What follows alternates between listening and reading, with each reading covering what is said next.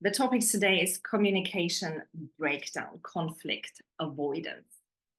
And before we start and talk about how that looks in real life and what you can do about it, I want to define a conflict for today's class as a difference in opinion or emotions between people. Now, how that conflict turns out, how you deal with it, that's a different story. But in general, a conflict is a difference in opinion or emotions. Let's start with that. So some of real life examples that you may have noticed you do or your partner is doing or someone else is doing is bottled up emotions. So you're not talking about how you feel, how you like stuff, how you don't like stuff. So you're not saying that you're unhappy. And if you feel the need to cry, you might not say it. If you have the need to be held because you need that physical support for your emotional state, you don't say it. It doesn't just mean that you hold back on when you're angry or when you don't like stuff. It also means that you hold back on when you're happy. And when you don't talk about your needs, because that's what it actually is, when you talk about how you feel, you're expressing your needs. What happens is your partner, they don't fulfill them unless they're a mind reader. But how should they know? If you never tell them, they don't know. But you still have probably, maybe, expectations on how they should behave, on what they should do, on how it looks like when they support you. But you haven't told them. So they might not fulfill these expectations. And what happens is that you don't feel heard, you don't feel understood. And you might even start resenting them. Don't want to be around, don't want to talk to you, you don't get me, all of that. And all because you're not talking about it. Another real life example is walking on eggshells. Really, really careful on what you say, on how you say it, on how you behave. Sometimes even on how you dress because you want to avoid that conflict. And you're not talking about your needs, you're not talking about their needs, it's tiptoeing around each other. Another real life example could be that you only have surface level conversations. Again, you're not talking about your needs, you're not talking about your emotions, you're not talking about your feelings, your ideas, your fears, your worries. It's just about the weather, maybe about the children. After a while, some couples, if they have children, they start talking only about the children. And with that, that's also a way to avoid talking about their needs, talking about what they need, what they want, and don't have the conflict, because that's a safe space. If we talk about children, if we talk about the weather, if we talk about the dogs I have too, it's a safe space. Nothing happens there because there is no difference of opinions or emotions when we talk about these topics. And these surface level conversations, they lead to superficial interaction. If that's something you want to do, if you enjoy doing, fair enough, do it. If this is something where you say, I want to have deeper conversation, a deeper connection, particularly emotionally, you might want to look on, are you avoiding conflict? And what happens when you try to avoid conflict, when you bottle up your emotions, when you walk on eggshells, when you only have this surface level conversation, is you're not being yourself. As human beings, we want to talk about us, or ourselves. We want to be understood. We want to be heard. We don't talk about our ideas, our needs, our emotions. We don't get that. That means you're constantly playing a role constantly, maybe even when you're on your own, because it's so hard to let go of that role, to be yourself. And what happens is, and this is, I find, a very important perspective, your partner doesn't get the chance to love you for who you are and to love you to the fullest. I'm going to repeat this because I feel this is a very important notion, important perspective. When you hold back with your needs, when you try to avoid to share your needs because you're afraid of having a conflict, your partner doesn't get the chance to love you for who you are. And they don't get the chance to love you to the fullest because they can't fulfill your needs because you don't tell them. Because you are probably afraid of something. And this brings me to two reflective questions. I've prepared them, so I'm going to put them in the comment box. Just give me a second so that you have them as well. So off you go. Here you go. These are the two reflective questions for this topic.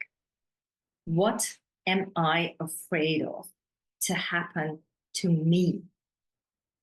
Not to the relationship, not to my partner.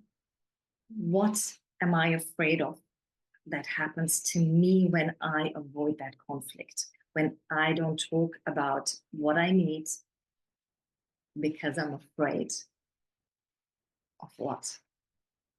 What could happen to you? The second question is, what outcome could happen if you have a conflict with your partner? And I want you to find 3 scenarios where it turns out beautifully before you go into the drama mode and find 3 examples how it could turn negatively for you. I want you to start with a positive scenario, with a beautiful, with a dream scenario, just to give your brain a chance to see it also can be beautiful to share my needs, to have that conflict, that difference of opinions, that difference of emotions. It's okay. Let's move on to what can you do. First of all, you create a safe space. If you feel the need to talk about your needs, if you're not happy with how the relationship is going or what's happening right now, maybe they're breathing too loud and you're like, whoa, stop it. I want you to create a safe space. That means active listening. We talked about that in the last class, how to actively listen to your partner. And there won't be any judgment. Whatever they say, it's a difference of opinions or feelings. Probably has nothing to do with you. So don't take it personally. Just see it as a statement. Oh, this is what they're thinking of, or this is how they feel. Let's talk about that. Another thing you can do is address issues early. That can be any issues, anything that isn't what you like it to be. Because the beautiful thing is when we talk about our emotions, our needs, what we want, we can start building a proper foundation. Because what you do is you go to your partner, you tell them, non-judgmental, without shame and blame, what your needs are, and they get the chance to respond. They get the chance to tell you, I can meet you halfway, but right now I'm not ready to go full way. But halfway, would that be okay? I might say, yeah, actually halfway is amazing. Let's do that. So you get the chance to give your partner the chance to walk with you that way, to build that foundation for your relationship. Because you had a conflict. It didn't have to end up in a big fight, a big argument, however you want to call it. And what you can do to talk about your needs with your partner is you can use I statements. Now, here's the thing. Don't say, I feel sad when you say blah, blah, blah. First of all, what does sad mean? Everyone defines sad differently. My sad is probably not your sad. The body feeling I have when I feel sad is probably not the same that you have. So when I say I feel sad, what does it actually mean? And then there is this you. When you say that, I feel like this. Two things that happen here. First of all, I give all my power to you, because now I say, because of you, I feel like this. That means if you do something nice, I feel happy, amazing. But that also means that I give away the power to be happy regardless of your behavior. And the other thing is, what you do is you shame and blame them.